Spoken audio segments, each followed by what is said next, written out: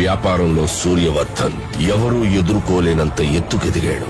వ్యాపారాన్ని భద్రంగా కాపాడుకోవడానికి 5 పార్ట్నర్స్ ని మూల స్తంభాలుగా ఎంచుకున్నాడు. భార్గవ్, రాజేంద్ర దేశాయ్, ఆండ్రూస్, గురు పాండ్యన్. సూర్యవర్ధన్ కున్న అతి పెద్ద బలం అతని తమ్ముడు అధీరా.